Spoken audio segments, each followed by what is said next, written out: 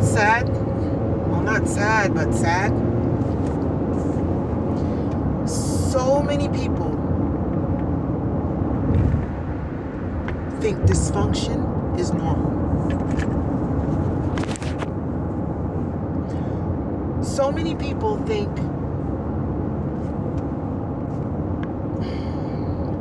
love is pain.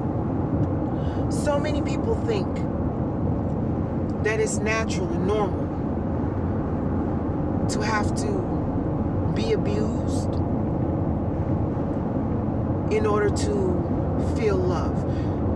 It's not love if I don't overcome the trials and the tribulations. Well, yeah, she abused me, but now we're together. We've overcome. And I'm not talking about overcoming life's difficulties. I'm not talking about overcoming the struggles with life and work and money and not those kinds of struggles. I'm talking about the shit that men and women put each other through and call it love. Most people, the average person, will not understand or agree with what I'm about to say.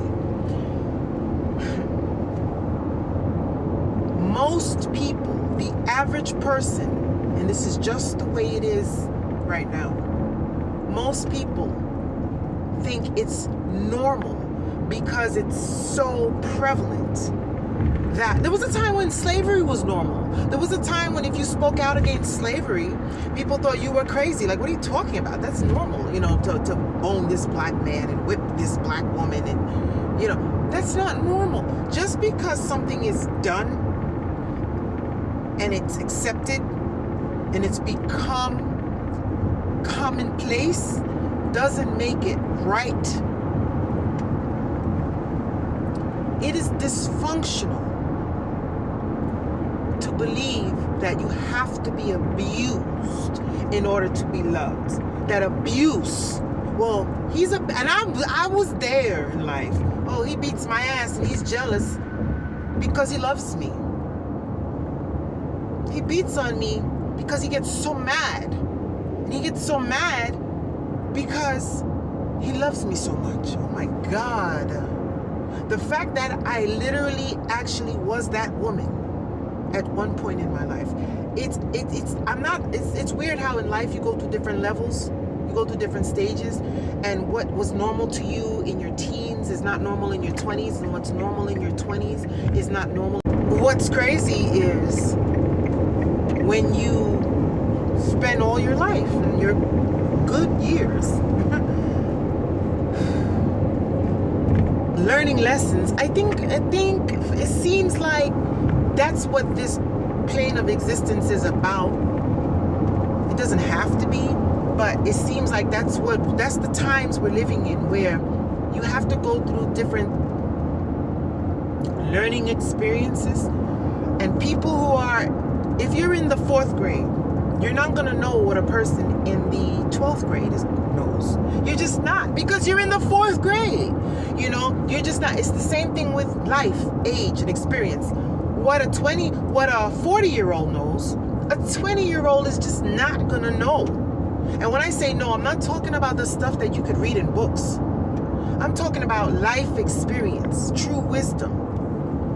And everybody has a different life experience.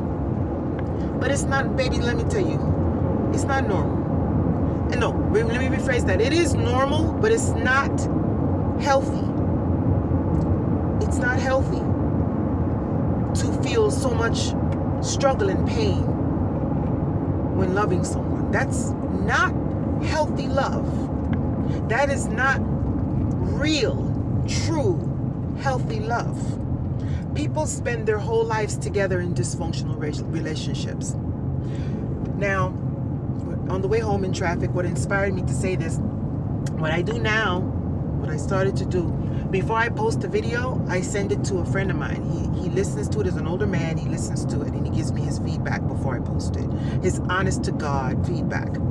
And he said to me, with the pushback you're going to have from your last little video, if anybody, you know, he said, what's going to be on people's mind is, this bitch is single and she's sitting here talking about giving advice to young women. I'm single because I can give advice to you. I'm single because,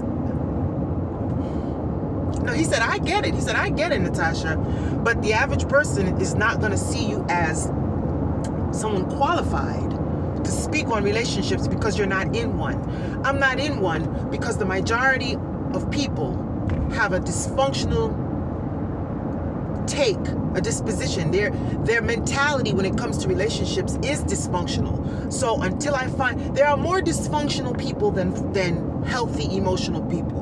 So until I hook up with someone who actually understands that love is not about constant pain or abuse, until I find that person and that person finds me, I'm single, because it's healthier to be single and healthy and happy than to be in a situation like a roller coaster ride. If I want to go to the roller coaster, I'll go to Six Flags. It's better to be single and healthy and happy and at peace than to be in a situation. It's healthier, emotionally healthier. And if you're emotionally healthy, that affects every part of your being, your physical health, your financial health, everything. It all ties in together. I'd rather be alone than settle for crying one week, happy one week, getting some D, but having to get the drama that comes with the D. There are a lot of people that are single, happily single by choice. And if anybody can look at me, it doesn't matter what my stats are. Anybody, I'm a fairly attractive woman most of the time, some of the time. I'm funny looking, if you know, but I'm not an ugly person. It doesn't matter even if I was an ugly, physically ugly woman. Ugly women get booed up all the time. Ugly women have husbands and children and families. Beauty's in the eyes of the beholder. I am an attractive person. I work, I take care, you know, there's no reason for me to be single other than I choose to be single because I have not come across what I consider to be a suitable mate, a compatible mate. So my friend said to me, somebody would look at you and say, if you know so much about relationships, why are you single? That's the reason I'm single, because I know so much about relationships emotionally and the dynamics of societal norms and what they consider to be a good any relationship. I chose not to participate. I see people in my family, I see people in my surroundings, I see friends, I see acquaintances, I see co-workers, and I'm like, I don't want no part of that. I don't want that. Now, I do know people in healthy relationships. I do. I'm not going to talk about them because there's nothing to talk about. They're in healthy relationships. I'm pointing out the dysfunctional shit. And I'm saying, until I find a healthy counterpart, a man who's for the most part healthy and who's going to treat me and act healthy. So far, that has not happened. I'm not perfect at all, but I make so much progress. I'll give you an example. My last situation. When I was in the middle of being yelled at and cussed at, the old Natasha would have been like, what motherfucker, da-da-da-da-da, you motherfucker, who you talking to? I didn't do that. I've grown so much. It's about growth. In my last situation, I let the person disrespect me. As much as it disappointed me and hurt me, I decided, no, you know better. This is not healthy. This is not the one for you. Because you're not the woman. You're not going to raise a grown man. I'm not raising nobody's son. I decided this is not what I want. I could have went through the motions. I could have done, I'm old enough to know the ropes. I could have done what I needed to do to keep that person in my life, and I decided, as much as I really wanted the company and really enjoyed the sex, I could have decided to do what needed to be done. I said no, because I've grown too much, and there's just certain things that are deal breakers, and there's just certain things that are not to be tolerated if I want a healthy love. Somebody could love you in a very unhealthy way. Somebody could be dysfunctional, but I love you, no, don't leave me 1 minute, and I don't want that. I don't want this. So And in response to my friend, he was like, well, you know, this is what people are going to say. How can you? Only a very small percentage of people are going to get what you're saying and see what you're saying and actually agree with your saying. Most people are going to be, nope. Because number one, most people are in unhealthy relationships, and most people are not going to want to hear the truth. Most people are not going to want to hear that they're settling. They just, nope, this is going to work. I love love. Love will conquer all. No, love does not conquer all. There's so much more to a healthy relationship than love. Now, again, anybody could be in a relationship. Anybody could be booed up. Anybody could be married. Anybody can be chosen. Anybody could. But what do you want? Who are you and what do you want for your life? And it's okay if you're not. If you're in the 4th grade in life, you're not going to understand what someone in the 11th grade of their life says. You're not. You're just not. You have to go through the stages. I've earned the right to say what I'm saying. I've earned this knowledge. So I can say, beyond a shadow of a doubt, that what I'm saying is valid. It's real shit. But people who are not where I'm at emotionally, 6 years ago, 7 years ago, when I was in some drama with these police and I was on Facebook going fucking off, you're not where you were. And yes, growth is possible. Growth is possible. But when you see that a person is still doing certain things, if you're in the situation, you won't see it. But if you're outside looking in, a person could say, you want it to happen. It's possible. Let me tell you what growth is, though. Growth is not a person choosing someone. Growth is not a person acting nice with someone because that's the person that they want to act nice with. You know what true growth is? Growth is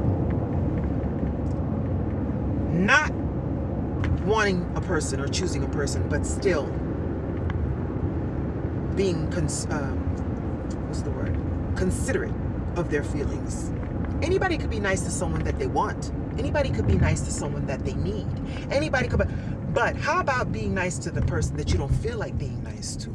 Growth is getting to the point where instead of trying to make your point, and instead of going and subjecting yourself to something that irritates your soul, growth is saying, I'm no longer going to do that. I no longer want that experience in my life. And I'm going to not engage. I don't have to disrespect to make my point. And again, growth, no one's perfect. Now that I'm far from perfect. But true growth is saying, I could have done this, I could have done that, I could have done that. But I walked away from a situation a year ago, 2 years ago, last week, last month. Growth is making a decision to say, I was wrong. Acknowledgement to say, I was wrong. Nobody's perfect, but what I did was wrong. That's growth. If I go around dogging niggas and I meet one that I don't want to dog, that man is going to think I'm perfect. He's going to think I'm, oh, she's so sweet. Natasha's wonderful. But true growth is not me choosing not to dog that man out because I want him and need him. True growth is me realizing that I was wrong for dogging men out in the first place. Did you get that? True growth is not when you decide you got what you want, so you can act like a nice person. True growth is realizing that you were not a nice person to begin with.